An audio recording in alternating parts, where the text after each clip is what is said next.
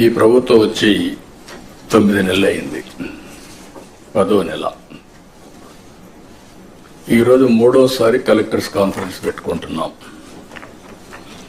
అంటే ప్రతి క్వార్టర్కి మీరు ఏ విధంగా పనిచేశారో ఒకసారి సమీక్ష చేసుకుని అందరం కూడా, ఇన్క్లూడింగ్ చీఫ్ సెక్రటరీ మొదలుకొని మంత్రులు కానీ, అధికార యంత్రాంగం, అదేవిధంగా ప్రజాప్రతినిధులు కూడా ఏ విధంగా పనిచేసాం ఒకసారి సమీక్ష చేసుకుని నెక్స్ట్ క్వార్టర్కి ఏ విధంగా ప్లాన్ చేసుకోవాలి అనే విషయాలు మనందరం ఆలోచిస్తున్నాం.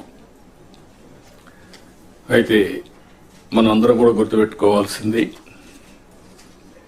వీఆర్ ఆల్ ఇన్ డెమోక్రసీ, ప్రజాస్వామ్యంలో ఉన్నాం. 5 సంవత్సరాలకు ఒకసారి ప్రజలు మ్యాండేట్ ఇస్తారు. అదే సమయంలో అధికార యంత్రాంగం ప్రజలకు ఆమోదయోగ్యమైన పరిపాలన ఇవ్వడానికి మీరు ప్రయత్నం చేస్తారు. ఒక్కొక్క లీడర్ వచ్చినప్పుడు ఒక్కొక్క విధానాలు ఉంటాయి. ఒక లీడరు తన యొక్క పరిపాలనతో ముందుకు తీసుకుపోయే పరిస్థితులు ఉంటాయి.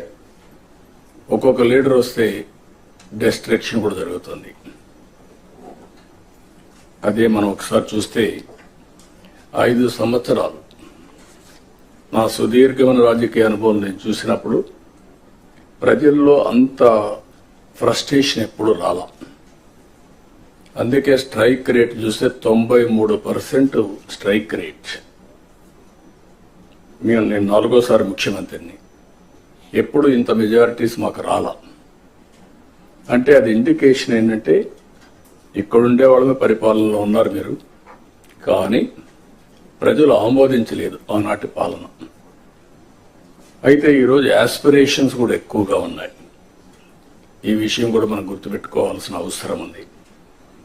ఒకప్పుడు పరిపాలన అంటే రెగ్యులేటరీ మాత్రం, మీరందరూ కలెక్టర్స్, కలెక్షన్ ఆఫ్ రెవెన్యూ. ఇప్పటికి కూడా మీ అందరికి ఎందుకు రిమైండ్ చేస్తుందంటే మీ మైండ్లో నుంచి అది తీసేయాలి. ఇప్పుడు మీరు చీఫ్ ఎగ్జిక్యూటివ్ అది district, collector and magistrate. Magistrate అన్నప్పుడు ఎక్కడ కూడా ఎలాంటి అవాంఛనీయ సంఘటనలు జరగకుండా అదే మాదిరిగా ఫ్యూచర్ని మీరు ప్లాన్ చేసే పరిస్థితిలో ఉండాలి. అట్లా కాకుండా ఒక అథారిటేరియన్గా మేము రూమ్లో నుంచి బయట రాము, లేకుంటే కలెక్టర్ అంటే దర్బార్ ఉంటుంది. ఇంతమంది పాత రోజులు ఉండేవి, నాకు బాగా జ్ఞాపకం. ఎంఆర్ఓ ఆఫీస్ ఉండేది. మీరు కొత్త కాబట్టి, మీరు కొంత యంగ్స్టర్స్ కాబట్టి మీకు తెలియదు. ఏసీ రూమ్లో కూర్చొని పంకా పెట్టుకునేవాళ్ళు. ఒక మనిషి ఉండి దాన్ని లాగుతా ఉండేవాడు. అంటే అది స్టేటస్ సింబల్ అయిపోయింది. బ్రిటిష్ వాళ్ళు ఉన్నప్పుడు కరెంటు లేదు కాబట్టి ఫ్యాన్ కూడా సరిగా లేకపోతే పంకా పెట్టి దాన్ని లాగుతూ ఉంటారు, గాలి ఇస్తూ ఉంటారు. అలాంటి ఓల్డ్ అడ్మినిస్ట్రేషన్. కలెక్టర్స్ కూడా నేను నాకు 30 సంవత్సరాల నుంచి మిమ్మల్ని చూస్తున్నాను. నేను ముఖ్యమంత్రిగా అంత ముందు కూడా చూశాను. 45 ఇయర్స్ 47 ఇయర్స్ చూశాను. అయితే ఈరోజు మనం గుర్తుపెట్టుకోవాల్సింది ఏంటంటే, కలెక్టర్ అనే వ్యక్తి చాలా ప్రజల్లో ఒక ప్రగాఢమైనటువంటి ఇంపాక్ట్ క్రియేట్ చేయగలుగుతాడు. I can say one word, మీ క్యారియర్లో కలెక్టర్, ఆ తర్వాత చీఫ్ సెక్రటరీ. అందరికీ చీఫ్ సెక్రటరీ రాదు, కానీ మెజారిటీకి అనివార్య కారణాలుంటే తప్ప కలెక్టర్గా రిజెక్ట్ చేయరు. ఈ విషయం మీరు గుర్తుపెట్టుకోవాల్సిన అవసరం ఉంది. ఆ కలెక్టర్గా మీరున్న సమయంలో మీరు చేసే పనులు, మీరు ప్రజల్లో మీరు చేసిన పనుల వల్ల వచ్చే ఇమేజ్ శాశ్వతంగా ఉంటాయి. ఇప్పటికి కూడా కొంతమంది కలెక్టర్స్ గురించి మాట్లాడుతూ ఉంటాం. ఒక చీఫ్ మినిస్టర్ ఎట్లయితే రాష్ట్రంలో ఒక ప్రగాఢమైన ముద్ర వేస్తారు, కలెక్టర్స్ కూడా వాళ్ళ పరిపాలన ద్వారా అలాంటి ప్రగాఢమైనటువంటి ఇంపాక్ట్ క్రియేట్ చేసే పరిస్థితి వస్తుంది. కాబట్టి మీరందరూ మళ్ళీ అది నేను రిమైండ్ చేస్తున్నా మీ అందరికీ. రొటీన్ అడ్మినిస్ట్రేషన్ ఉంటే మీకు 9 నెలలు అయింది, ఇంకొక 3 నెలలు 6 నెలలు సంవత్సరం అవుతుంది, మళ్ళీ రొటీన్గా ఇంకో పోస్ట్కి పోతారు. అది కాదు. What you have achieved during your tenure is very important. ఇది మీరు గుర్తుపెట్టుకోవాల్సిందిగా నేను కోరుకుంటూ, ఈరోజు నా ప్రయత్నం అయితే మా ప్రయత్నం మన ప్రయత్నం.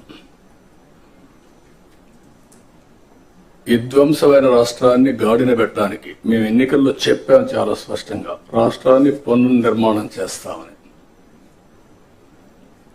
ఈరోజు రాష్ట్రంలో 2014 రాష్ట్రాన్ని మళ్ళీ మేము పునర్నిర్మాణం చేస్తామంటే మీనింగ్ ఉంది, కానీ 10 ఏళ్ల తర్వాత కూడా పునర్నిర్మాణం చేస్తున్నామంటే దానికి కారణం అలాంటి విధ్వంసం జరిగింది కాబట్టి ఆ మాట చెప్పాల్సి వచ్చింది. అయితే ఈ ప్రభుత్వం చాలా స్పష్టంగా ఎన్నికల్లో చెప్పాం, మళ్ళీ చెప్తున్నాం, సమిక్షేమం, అభివృద్ధి, సుపరిపాలన, ఈ 3 పిల్లర్స్ పైన అనునిత్యం మీకు గుర్తుండాలి, మాకు గుర్తుండాలి. పేదరికం పోవాలంటే, ప్రజలు హ్యాపీగా ఉండాలంటే సంక్షేమ కార్యక్రమాలు తప్పవు. సంక్షేమ కార్యక్రమాలు చేయాలంటే రెవెన్యూ కావాలి, ఆదాయం కావాలి. అప్పులు తెస్తే సస్టైనబుల్ కాదు. అందుకే ఈరోజు మీరు ఒకసారి చూసినప్పుడు 10 లక్షల కోట్ల రూపాయలు, 9,74,000 కోట్ల రూపాయలు డెట్. అది ట్రెషరీ కావచ్చు, లేకపోతే ప్రభుత్వం ఇచ్చిన గ్యారంటీలు కావచ్చు, లేకపోతే పబ్లిక్ సెక్టర్లో తీసుకొచ్చిన డబ్బులు కావచ్చు, మొత్తం కలిసి ఇప్పుడు డెట్ సర్వీసింగ్ చేయాలి, అప్పులు కట్టాలి, వడ్డీ కట్టాలి. మళ్ళా ప్రజల ఎక్స్పెక్టేషన్స్ ని, ఆస్పిరేషన్స్ ని మనం ఎప్పటికప్పుడు ఫుల్ఫిల్ చేయాల్సిన అవసరం ఉంది. అందుకే మేము సూపర్ 6 మాట్లాడాం. ప్రజల్ని ఆ రోజు కన్విన్స్ చేయడానికి కానీ, ఏం చేస్తామో నిర్దిష్టమైన హామీలు ఇవ్వడం. ప్రతి ఒక్క రాజకీయ పార్టీ కూడా ఎలక్షన్ మేనిఫెస్టో ఇస్తాం, ప్రజలు నమ్మి ఓట్లేస్తారు. ఆ తర్వాత పరిపాలన ద్వారా అవన్నీ ఫుల్ఫిల్ చేయడానికి ముందుకు పోతున్నాం. అందుకే 9 నెలల్లో మీరు చూస్తే అనేక హామీల్ని అమలు చేసుకుంటూ వచ్చాం. ఇప్పటికి పింఛన్లు దేశంలో ఎక్కడా లేదు. 4,000 రూపాయలు నా జీవితాలు నేను చూశాను. 2,000 నుంచి 200 నుంచి 2,000 చేశాం. మళ్ళీ 3,000 అయితే దాన్ని 4,000 చేశాం. తెలుగుదేశం పార్టీ 40 రూపాయలతో ప్రారంభించిన పింఛను ఈరోజు 4,000 రూపాయలు దేశంలో ఎక్కడా ఇవ్వని విధంగా ఇచ్చే పరిస్థితికి వచ్చాం. అదే మరి దివ్యాంగులకి మీరు చూస్తే 6,000 రూపాయలు చేశాం. అది కూడా 5,000 రూపాయల నుంచి 6,000 నేనే చేశాను. 2014లో 500 ఉంటే దాన్ని 3,000 చేసి మళ్ళీ ఇప్పుడు 6,000 చేశాం. ఇది కాకుండా మీరు చూస్తే కిడ్నీ పేషెంట్స్ కానీ, డయాలసిస్ చేసుకునే వాళ్ళు కానీ, ఇలాంటి వాళ్ళు చాలా మంది ఉన్నారు. లెప్రసీ పేషెంట్స్ కానీ ఇలాంటి వాళ్ళందరికీ 10,000 రూపాయలు ఇస్తున్నాం. కొంతమంది బెడ్ రిడన్ అయిపోయారు, వాళ్ళకు ఒక మనిషి కావాలి, అసిస్టెంట్. దానికి మానవతా దృక్పథంతో 14-15,000 రూపాయలు ఇస్తున్నాం. ఈ దేశంలో నాకు తెలిసి ఎక్కడ ఇవ్వడం లేదు. ఈ ఒక్క కార్యక్రమంకే 33,000 కోట్ల రూపాయలు సంవత్సరానికి ఖర్చు పెడుతున్నాం. This is the biggest DBT welfare programme. మీరు గుర్తుపెట్టుకోవాల్సిన అవసరం ఉంది. ఇంత చేసినప్పుడు ప్రజల్లో ఎప్పటికప్పుడు రిమైండ్ చేయడం కోసం 1st తారీఖు ఇస్తున్నాం. పేరు కూడా పేదల సేవలను పెట్టుకొని మనం ముందు దేశ పరిస్థితికి వచ్చాం. ఇది కాకుండా మీరు చూస్తే 204 అన్నా క్యాంటీన్లు. ఇది ఒక స్ఫూర్తి. ఎన్టీ రామారావు గారు ముఖ్యమంత్రిగా ఉన్నప్పుడు అన్నదానం టీటీడీలో ప్రారంభించారు. ఇప్పుడు అది 2,200 కోట్ల రూపాయలు కార్పస్ అయ్యి సర్ప్లస్ మనీ వచ్చింది. ప్రతిరోజు 1,00,000 మంది కంటే ఒక రోజుకి 2 లక్షల మందికి భోజనం పెడుతూ అది సర్ప్లస్ వచ్చే పరిస్థితి వచ్చింది. ఒక ఐడియా ఏ విధంగా ముందుకు పోయిందో, దానివల్ల చాలా మందికి అన్నదానం చేయాలి అనుకున్న వాళ్ళకి ఒక వేదిక కింద ఒక సాటిస్ఫాక్షన్, దాతలకు ఒక వేదికగా తయారయ్యే పరిస్థితి వచ్చింది.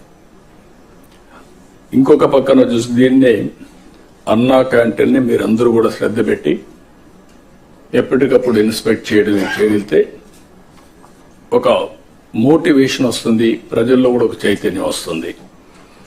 ఇంకొక పక్క దీపం, ఎప్పుడో నేనే దీపం 1 ఇచ్చాం. అంటే దీపం కింద మీరు చూస్తే 95 లేట్ 90s ఆలోచించి